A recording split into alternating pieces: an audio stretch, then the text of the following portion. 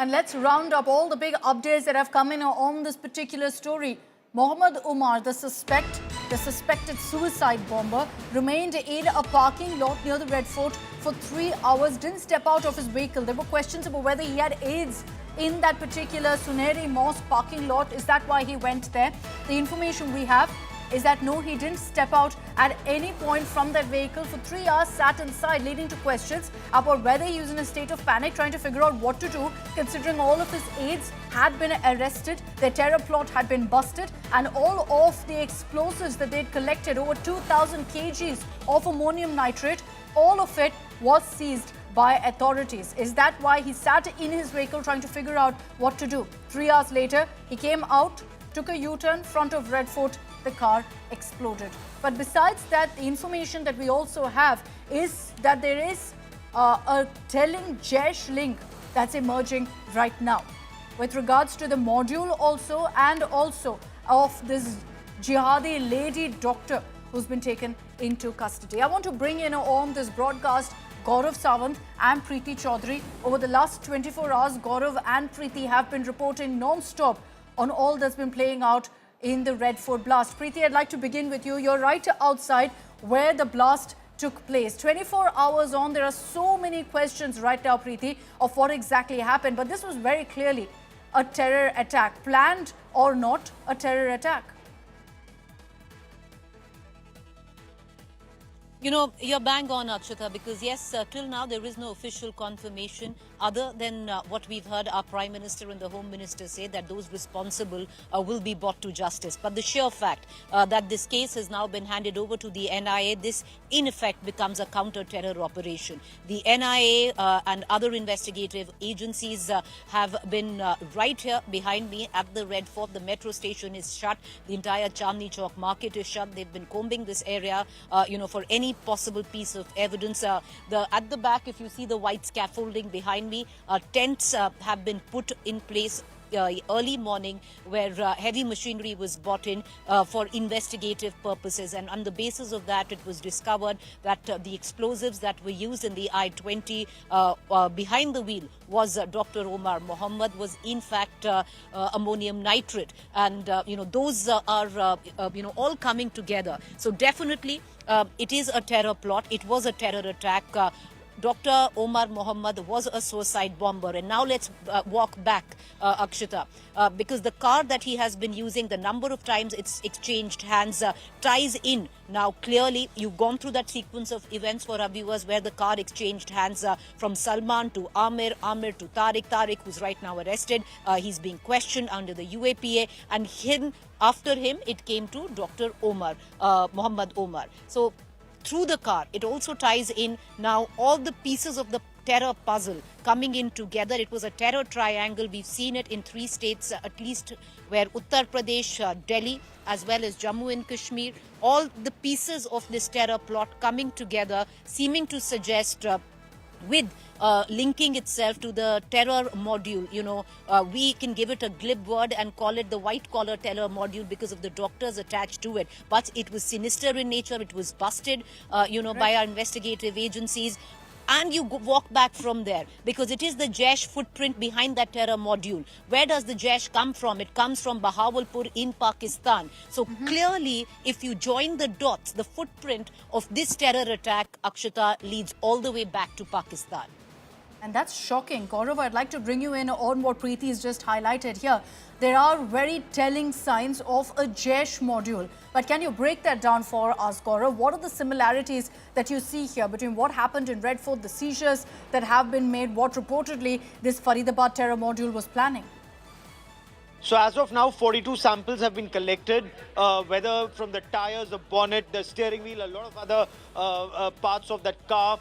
They will try and ascertain the explosives. It is believed to be ammonium nitrate fuel oil that was used for ANFO for this blast. Now, was this by design at the Red Fort? Remember that Maulana of Terror, Masood Azhar, he's repeatedly spoken of targeting Red Fort, which is the symbol of authority, symbol of power in India. The Jaish-e-Mohammed has tried that in the past. Were they trying that once again? Now, that is conjecture at this stage. There is no conclusive evidence to suggest that Muhammad Umar, Dr. Umar, had brought the car there. Or was he taking the car elsewhere? Usually, when it is a VBIED or a vehicle-borne improvised explosive device, either you ram into another vehicle the way Jaish-e-Mohammed did in 2019, ramming into the CRPF bus, or ram into a vital asset or a vital point. For example, when terrorism was rearing its ugly head post-Kargil, where at the main gate of the Badami Bagh cantonment, and I've covered a number of Jaish-e-Mohammed terror attacks in our country, including in Delhi and other parts of the country. This is a local module. All the terrorists named so far, or suspected terrorists named so far, whether it's Dr. Adil, Dr. Muzammil, Dr. Shahid, Dr. Ansari, or Dr. Muhammad Umar, they're all Indian Kashmiris or Indian, from Lucknow or from Saharanpur or from Azamgarh or various other parts of our country. That positive Pakistani link is still to be investigated and action found. Should that be found, and hopefully it will be, then hopefully we will see very strong action. But to justify that strong action, right now perhaps there would be stronger action against the enemy within if there is, evidence.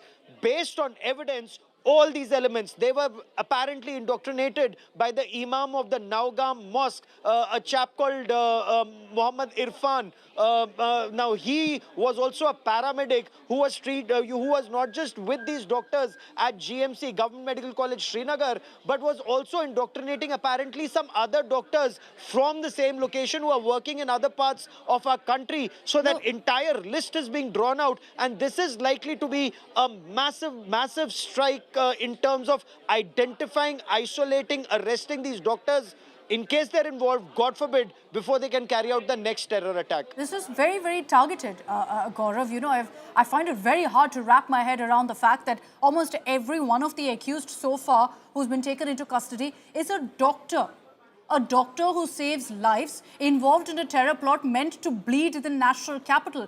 And it's impossible to even imagine that these were well-educated doctors working in a university, all hand in glove, collecting explosive material, figuring out how to target the national capital.